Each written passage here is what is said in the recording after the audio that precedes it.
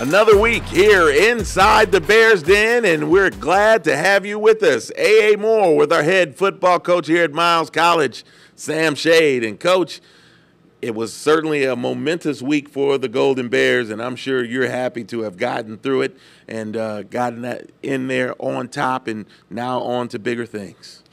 Right. It was a big week going down and playing our rival for their homecoming, their 100th homecoming, which was it was just an electric atmosphere on Saturday down there. I think a record crowd of 40-something thousand, and our guys were ready for it. Our guys were ready, prepared. They were excited about it. They enjoy playing. They enjoy playing in those type of games. Where you've got a pretty good crowd and being on the road, that doesn't bother our guys. So it was definitely exciting. And the excitement happened from opening kickoff all the way to the end. 37-7 was your final score, and it gave Miles an undefeated conference record. 8-0 in the conference, 8-2 overall. Sets us up for the SIAC championship game. We'll get to that game in a moment, but when we come back, we'll start breaking down the big victory for the Golden Bears over the Golden Tigers. You're watching Inside the Bears Den with Coach Sam Shade.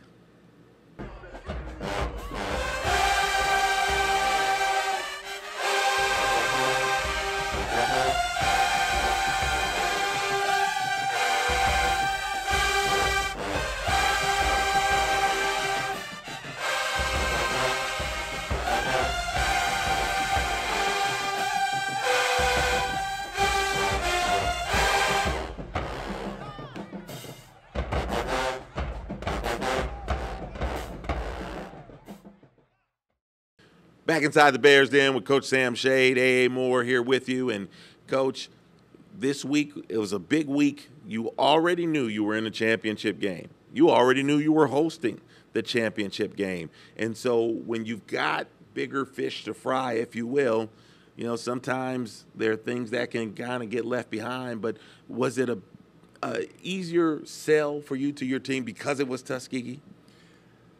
Yes, it was, but at the same time, we always talk about we've got 10 guaranteed games every year. And I always say that's not a lot of games. I wish we could play more. I wish we had more regular season games, but we don't.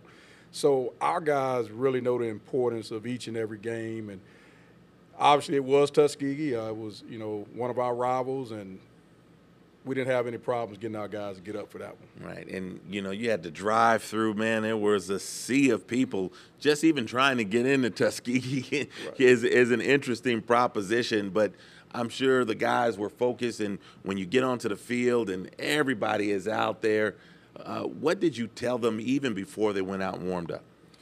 Well, our coaching staff, number one, does such a great job each and every week with our players, each day on the practice field and even off the field in the meetings and all that type of stuff. So I always tell the players, just trust your training. You know, trust what these coaches have been putting in you, not just during this week, but the entire off-season, spring practice, training camp.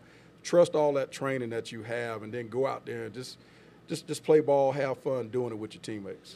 Well, you get the ball first, and, man, you talk about starting fast. Your guys come right out, go right down the field on them, and it was kind of a kind of forbearing thing where you could see right from the start that your guys were ready to put the work in. Yes, the focus and intensity was definitely there. I did see that on that first drive. I thought our quarterback did some good things with his legs to keep those drives going, especially that first drive. Did a really good job, and obviously Gennaro Scott, having him back and having him healthy is big. And we also got some guys back full-time on the offensive line. Keith Williams at right tackle came back. Fred Samuels was out for a while, and, you know, he's back healthy, close to 100%, so he was out there. And so we felt really good going in. We felt like there were some things we'd be able to do, and in that first drive, we were able to do some of the things that we worked on. You were able to get a couple of big pickups on the ground. You got some of them in the air. One of the guys who came back, Jay Andrews, he had a catch there, and you were able to see Jaquel Fells. Your receiving core, certainly we've talked about their ability to make plays, to be explosive at times, but just having them out there and for Cam Ivory to be able to kind of have the pick of the litter as to who he wants to throw the football to, I know that's important for your offense. It is, and we always talk to all of our guys, and especially Cam as the quarterback. We don't ever want him or any of our guys to feel like you got to be Superman. You got to put this team on your back. We feel like we've got enough guys on the offensive line that are really good players, the running backs, the receiving group, and the same thing on defense. So we want guys to be relaxed and just do the best job you can do while you're out there. Don't worry about being the Superman of the team. You don't have to do that. And Cam does a good job with that. Well, talk about that first touchdown, though. And, again, you were able to kind of mix run and pass, and then you get the big run there at the end. Well, Gennaro, man, he had some really good runs on the day. There were some runs where he broke initial tackles, initial contact.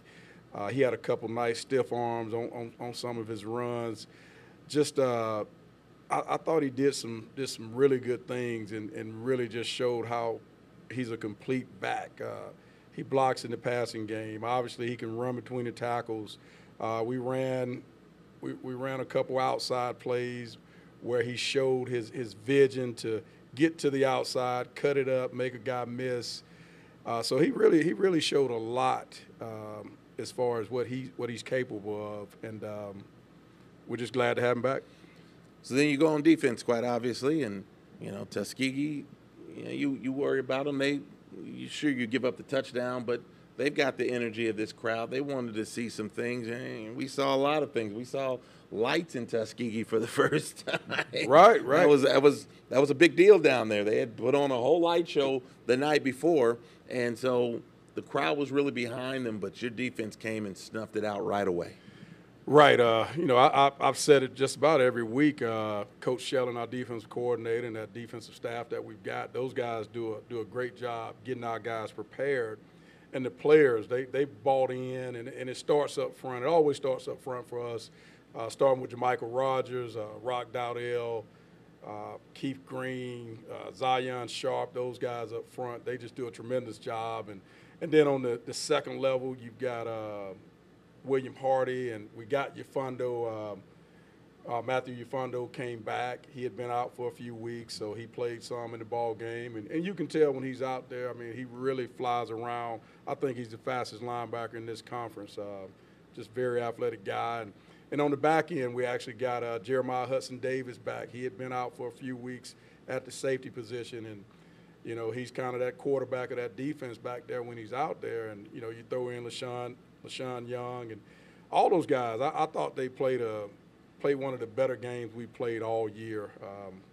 And we get in the fourth quarter, and you look up there, and they don't have any points on the board, and you're in the fourth quarter and not a lot of yards. And I'm saying to myself, our defense is really doing a great job. So hats off to that group. And let's be, we're going to move ahead a little bit, and we'll come back to how some of these points were scored. But that goose egg was really telling that it sat up there all day. And this is something, you've beaten, Miles has beaten Tuskegee, rather handily, over the last 8 to 10 years, but holding them to 0. And even looking at the numbers, at the end of the third quarter, Tuskegee had 48 yards of total offense. I'm sure that even got beyond your mind a little bit that, hey, and I'm sure you didn't see the number right then, but that had to have been huge, knowing they hadn't been able to move it at all. It was. It really, I was a little bit surprised just watching them on film.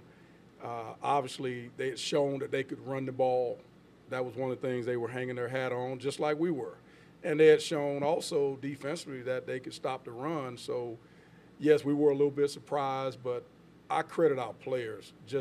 I think our players had the right mindset going into last week as far as in their preparation, going into the game, especially after learning that we were in the SIAC championship game already and we were hosting. And some people would say, well, they don't have anything to play for. They're going to save themselves for the championship game. That's not what our players want to do. And you saw that by the way that they played on Saturday.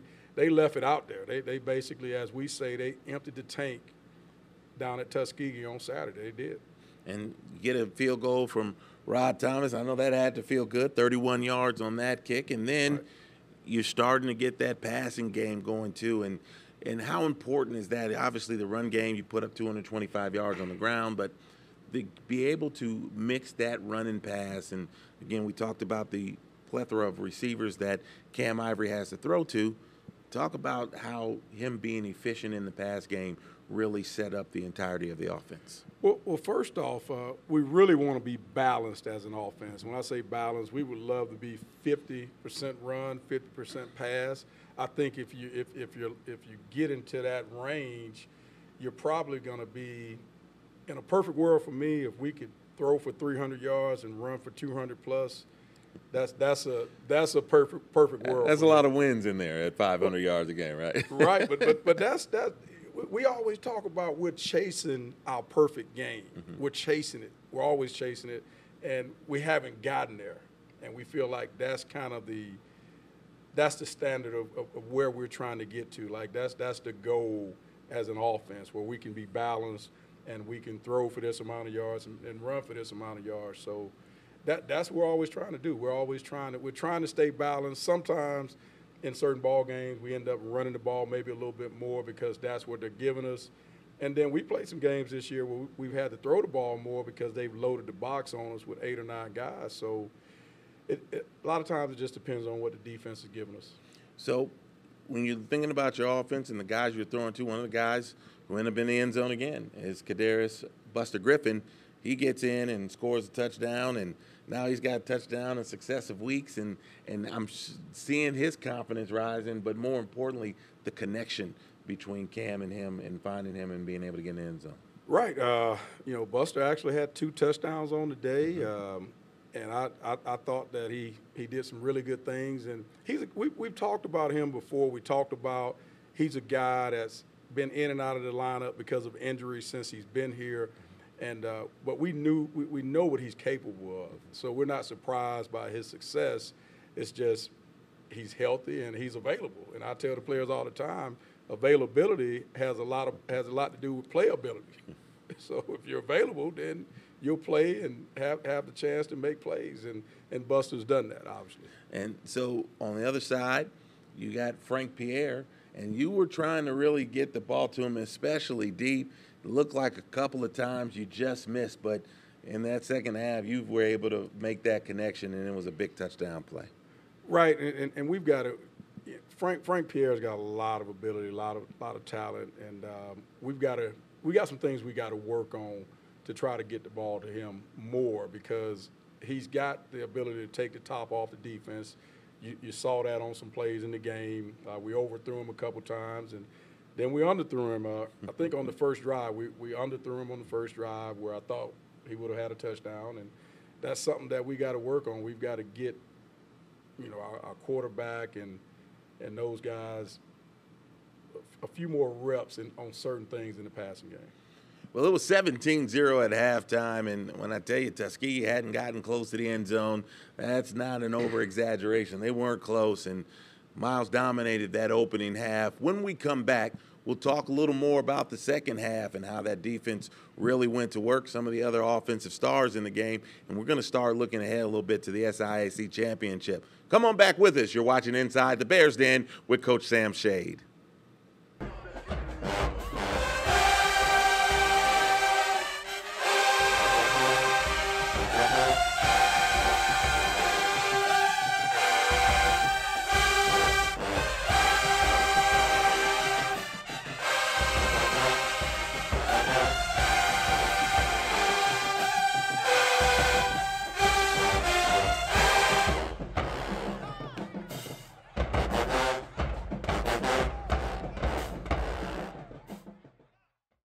Back here inside the Bears Den, more Coach Sam Shade, and as we said before the break, it was 17-0, and Tuskegee comes out and gets the ball, and Coach, sometimes you have to watch for that. They go into the locker room. Coach Aaron James, a former coach here at Miles, and he certainly has been a winner in his career, so he knows how to get his guys fired up. What did you tell your guys to try to be prepared for what happens at the start of a half? Well, first off, they wanted to toss, and they decided to defer. So obviously I was thinking about that in the first half, the fact that we've got to kick off to them. And they had a slow start in the first half. And Coach James, I remember when he was the offensive coordinator here at Miles, and really excellent play caller. I thought he's one of the better offensive minds in this league. And, then he's got Coach Harry Williams as his offensive coordinator. So it's kind of like we had to prepare for two different offenses in a sense, because there are certain things that I think are more Coach James, and then there are some things that are more Coach Williams. So that does make it hard in your preparation. So, but they come out and nothing. It's just, again, having trouble moving the ball. Quarterback wasn't really accurate, but more than that, your guys on that back end were really, really solid. We can talk about the two interceptions that Donshea Gaither had, but it was just coverage all over the place. I remember Cam Williams getting his hands on a couple of balls, right, and your safeties coming up, and they just really were, a lot of times you try to make a team one-dimensional, but Tuskegee was really at zero dimensions the way your defense was playing. Well, it was definitely a group effort over there on defense. Like you said, we had guys flying around on every level of the defense. Everybody was flying around, and it started up front with those guys. But at the same time, Donshea Gaither was one of our players of the game with the two interceptions. And he's a guy, he's been banged up this season, hadn't been completely healthy. But when it's time to play, he's been there. So proud of him for what he's been able to push through this season, and can't wait for him to get healthy, be completely healthy, and because he's got a chance to be a really special player for us in that secondary, because he can do multiple things. He can play safety, could play a little bit of corner probably if we needed him to, and he's got a lot of development he's going to do in the next couple of years. And so now as you move back onto the offensive side of the football, we talked about the touchdown pass, but now you're able to go to your stable of running backs. You are able to get Javante Leatherwood back into the mix. He had another touchdown during the ball game. And then Ed Osley right there then. And you were just really trying to run some clock, man, and he made one of the better runs I've seen this year. He runs up into the crowd, does a spin move, and then he's gone to the end zone. And we talk about guys at the top, and you've talked about Ed a little bit this year, but, man, just talk about him coming in and kind of closing that out on the ground. Well, I've said it before. We feel like we've got 5-6 running backs when they're all healthy that I don't have a problem with seeing them in the game. Like, it's never a situation where you say, well, okay, well, why is he in the game? Why isn't so-and-so in? Because they've all got different styles, but they're all effective. It's certain things that Ed does really well, and one of those things with Ed is he's got really good feet, really good vision. So on that last touchdown run, he tried to hit it up in there, and nothing was there. There was a lot of the other color helmets in there, and he noticed that, hey, if I bounce it outside, there's nobody there. And he made that move, that decision, and he went. And I didn't think that before that play, I thought that we'd get a few more runs in right there, really trying to run a little bit of clock down, that type of deal. But didn't think he'd break it because they actually were loading the box. They had 8-9 guys up in the box, so I thought that I didn't think we'd score right there. So it's 37-0. I don't think anybody, especially on the Tuskegee side, thought that the number was going to get there, at least not the 37 number, but I think they were more perplexed that Tuskegee was still sitting on 0. So you get there, it's that final drive of the ball game. You got a couple minutes left. Are you all thinking shutout? Is that how you want to end it? Or I mean, obviously you do, but, you put some other guys in. What was happening that Tuskegee was able to finally make something work where they scored their relay? Well, I really wasn't thinking shutout. I really wasn't. I was just thinking, hey, we got guys in the game, and at this point in the game, we're going to run the ball.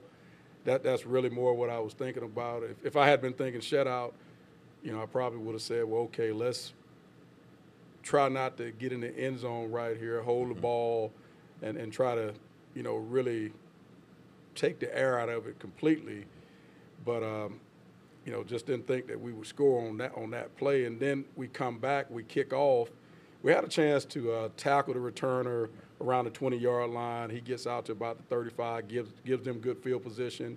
And then we had a situation. We did have a couple young guys in the secondary, and they were able to make a play.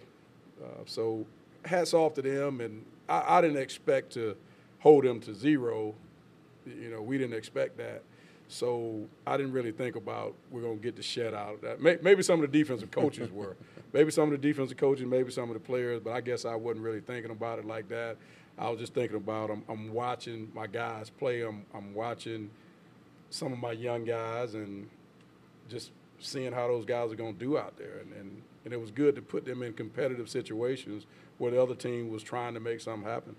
Well, Tuskegee had less than 140 yards of offense. And so now the last couple of weeks, this defense has really been shutting down teams, not just on the scoreboard, but on their ability to move the ball and really showing teams that, hey, running against us is maybe not the thing that you want to do. If there was just a part of the defense that you're like, okay, we're running really at a high efficiency, or would it be the pass defense or the run defense? I thought it started with the run defense because we felt like Tuskegee was going to come in and try to establish the running game, which is the same thing that we try to do. And we felt they were going to try to do that. So I thought we definitely did a great job against the run. I think they had 17 rushing yards on the day. It might have been a little bit more. Yeah, it wasn't much. It wasn't much. So I would say it started with being able to stop the run. And we always tell our guys up front, we always say, well, look, you've got to earn the right to rush the passer. So if you stop the run, then they're going to have to throw the ball. So now you earn the right to, go rush the pass. All those guys up front can go get sacks and pin their ears back, and they're competing. Mm-hmm. Like Rock Dowdell and Jermichael and Zion, all those guys are competing, and we got other guys that come in. We pretty much we play 8 to 10 defensive linemen in each game. We're rotating those guys out, and they're competing. Well, the final score was 37-7, as we've said before. Gave Miles an 8-0 record in the conference. Golden Bears have tied the program record for single-season wins consecutively at 8. That happened in 1954. They've also tied the modern record for just consecutive wins at any point, which happened over the 1957 and 58 seasons, also 8. So a chance for Miles to break the record, set the record, if you will, in the SIAC championship. But first, you got to get past Clark Atlanta again. When did you find out that Clark was going to be the opponent? I think it was maybe an hour or two after the ball game, because after the game you're talking to the team. Actually, you're talking to the opponent, and the one thing I got to say about Tuskegee, the majority of that coaching staff over there, I've known those guys. Some of the players we recruited and things like that. So a lot of respect for Tuskegee and Coach James and those guys, obviously. So, you have those conversations with them, and then we get to the band for the alma mater and make sure that we're all there, and then after that, talk to the team. You spend some time there, and then you got some family members you're spending time with. So, I'd say about an hour and a half, 2 hours after I found out it was Clark Atlanta, and I really wasn't thinking about it at all. I was just enjoying the win down at Tuskegee. I was really trying to enjoy that because I don't get to enjoy wins long. I have to move on pretty quickly, so I really tried to enjoy that one for a little while. And the fact that you've seen Clark already this year, and the win was rather substantial. It was 49-28, and this was back in October, at their homecoming as well. But things can change. A lot of things can happen over time, and it's been about 4 or 5 weeks now. And maybe what do you expect to be a little different from this game? Well, it kind of reminds me of pro ball a little bit. When I was playing pro ball, we played certain teams twice a year if they were in your division. Mm-hmm. And it might be 2 weeks later, 3, maybe even 6, 7 weeks later. But when you played them, it didn't matter if it was 1 or 2 games ago. They were a different team when you played them. They had added some things. They made some adjustments to what you were doing offensively and defensively. So we've got to expect that it's not going to be the same team that we played over in Atlanta. It's going to be a different team, and I feel like it's going to be an improved team and a team that's going to come in here and know everything that they can possibly know about our football team, and they're going to come in here and want to get a win, want to win the conference championship just like we do. So it's going to be, I think it's going to be an awesome game. I think that I know there are a lot of Clark Atlanta people going to come to the game. There are a lot of Miles, our students, our fans, our alums are going to come. But I think a lot of just people that are fans of football are going to come out to watch this game because it's actually kind of a clash of maybe two different styles. Coach Keaton, he's kind of, I got to be careful about how I say it, but some people would say maybe air raid type of offense a little bit. But they do give you some other things. He's kind of added to that. And we're a little bit more, we're spread, but some people would say maybe we're a little more run first, but I just feel like we're more balanced. We try to be more balanced. So, and we both defensively, obviously they've got L.C. Cole as defense coordinator, and he's done great everywhere he's been, and our defense is playing really well. So it's going to be a really good SIAC championship game, very competitive, I think. Well, the Golden Bears are going to be making their 7th appearance in the SIAC championship game since they restarted that back in 2011. This will be the first time that Miles does not take on Albany State. We won it 4 times, trying to get a 5th against a new opponent in Clark Atlanta, a team that this number is going to come up again. 8 straight wins over the Panthers. So it's got a lot of crazy 8s in there, and we'll see how that's going to go coming up here on Saturday. We're going to take one more break. When we come back, we're going to look back at some of our guys who have had outstanding seasons and just kind of give them a big up one more time and give you a little more information on the upcoming championship game. You're watching Inside the Bears Den with Coach Sam Shade.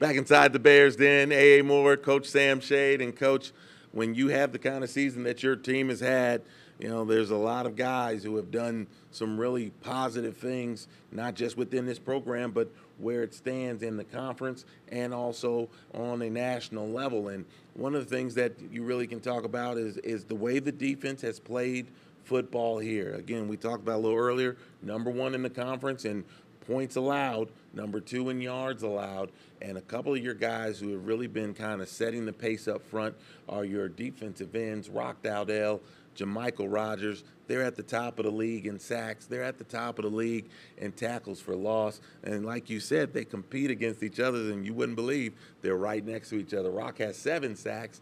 JaMychal has 6, but it's JaMychal with the big edge in the tackles for loss. Just talk a little bit about their performance here in 2024. Well, I'm so proud of both of those guys. My first year here, they weren't full-time starters, but they were rotating in. Like we say, we always try to play 8 to 10 defensive linemen.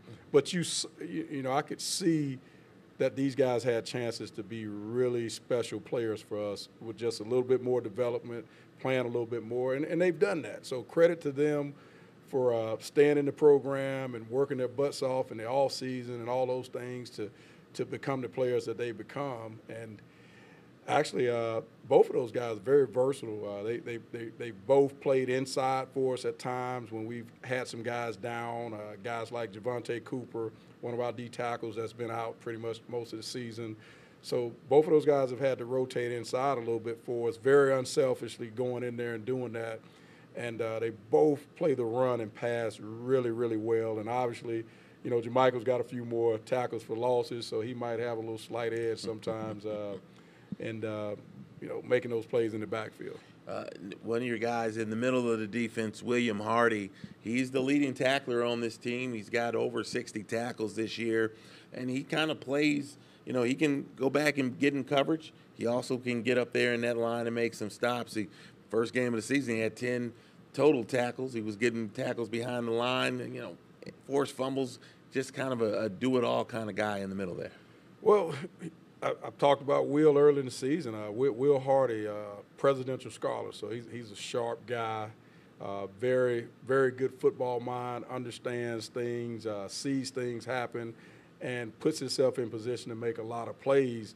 And I'm proud of Will, and he knows this. I feel like Will, coming into this season, he's in the best shape that he's been in since we've been here. And so that's a credit to the work that he put in the offseason to get himself ready for his senior year. So really, really proud of him. Then you talk about some guys on the back end. We mentioned Jeremiah Hudson-Davis. He missed a couple of weeks. He was the leading tackler until he missed those weeks. He still ended up second. He's top 15 in tackles. And like I said, he's a guy who also can come up and help in run support, but also do well out in coverage. But then you've got your guys also on the outside. Cam Williams, he had 10 pass breakups, only one interception, but certainly playing well out there on the end. And then, of course, LaShawn Young, who is at the top of the conference, top of the nation with 7 interceptions. He has 12 total passes defended, him and Cam. Right there at the top, not just in the conference, but in the top 15 in the nation in defending the pass. Those 3 guys on the back end being leaders. And you talked about it, too, about your back end being young coming in, but those guys grew up rather quickly. Yes, we started the season off, and Young and Hudson-Davis, both of those guys, true sophomores. Hadn't played a whole lot of football for us. And then you go to Cam. Cam obviously this was his second year starting for us. He's actually a redshirt sophomore. So all those guys have a lot of football in front of them. And as far as in the passing game, I really have to give a lot of credit to our coaches back there. Coach Schellen and Coach Langham, they both work with that secondary group. And I just think they do a great job with them, because a lot of times I'll see things in practice because, some people say I'm a DB guy, so to speak.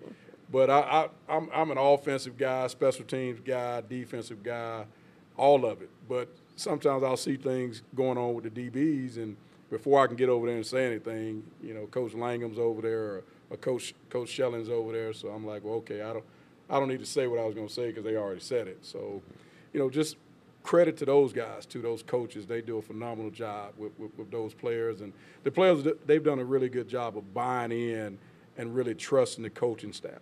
And then you look on the offensive side of the ball, and we can get to the guys who get the ball, but the guys who have kept your quarterback upright, they've allowed the second fewest amount of sacks in the league, #1 run game, that offensive line.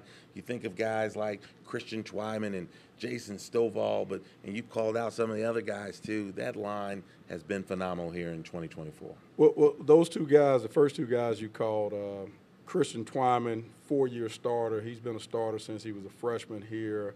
Just he's one of those guys, not super vocal, but just leads by example. You can watch him, and he's leading by his work. And Stovall, the same thing, but Stovall's a little bit more vocal. We talked about, he's the son of a coach. His dad, high school coach, and he wants to be a coach. So he's a little bit more vocal in that leadership area. But both of those guys, I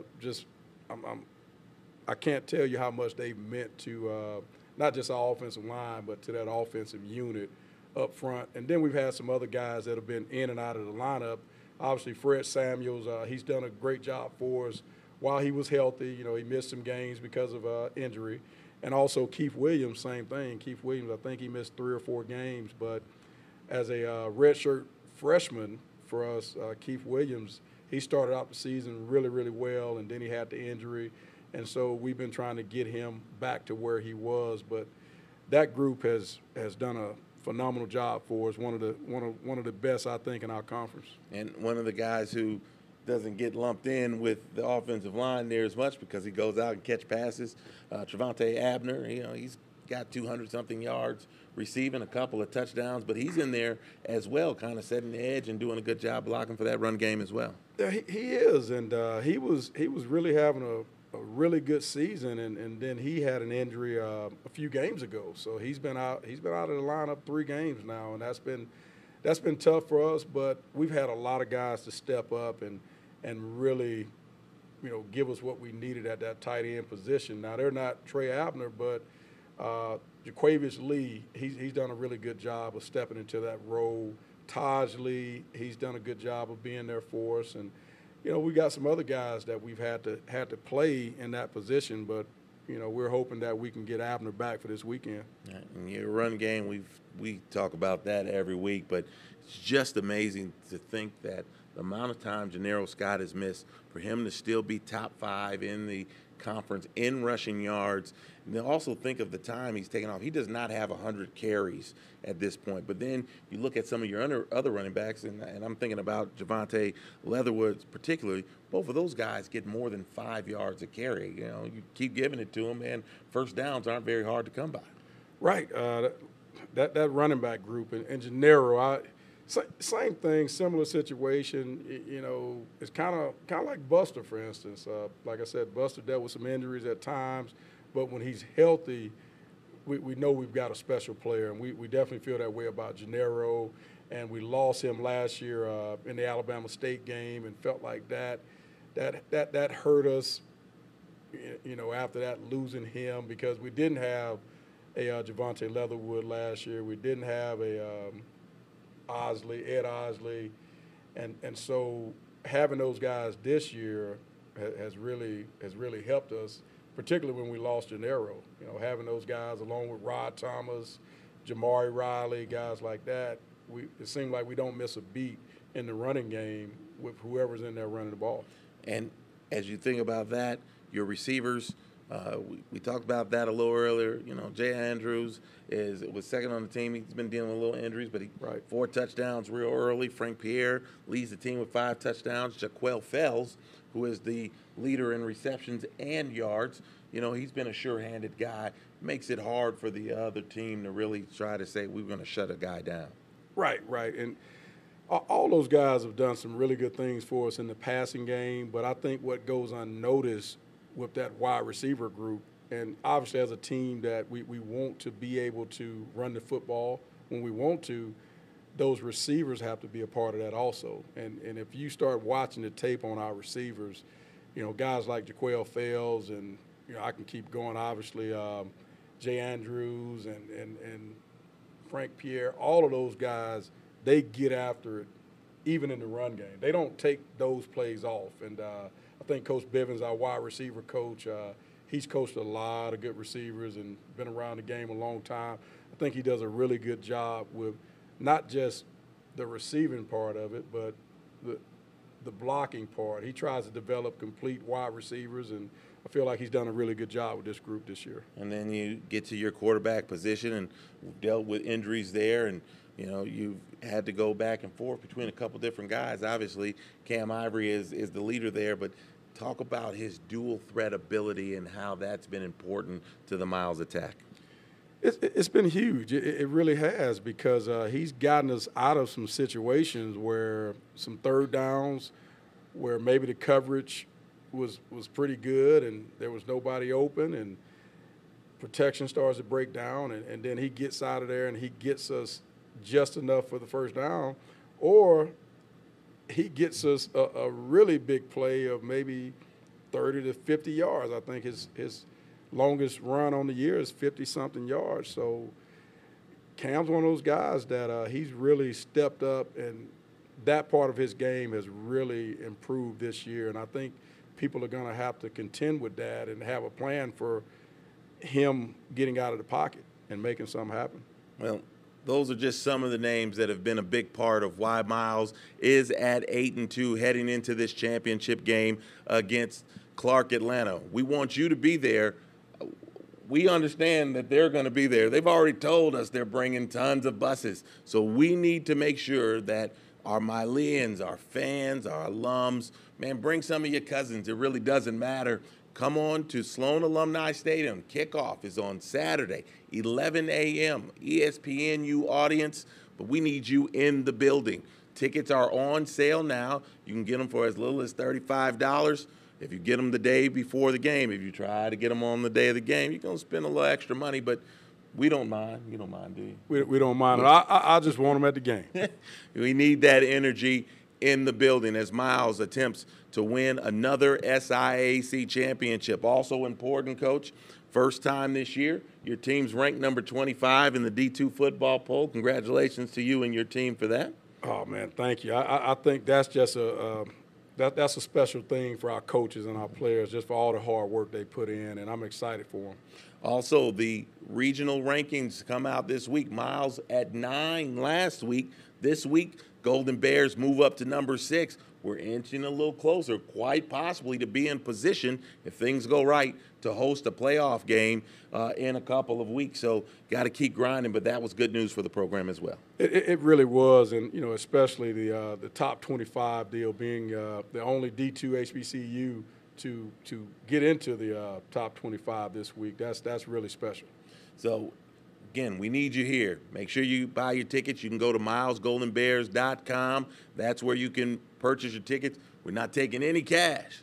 Well, the school's not taking any cash. If you see me, I'm with it, okay? But otherwise, if you want to buy your tickets, you got to make sure you purchase them online. You can come all the way to the gate and purchase them online, but you got to purchase them online. Also, just to let everybody know, basketball season has started.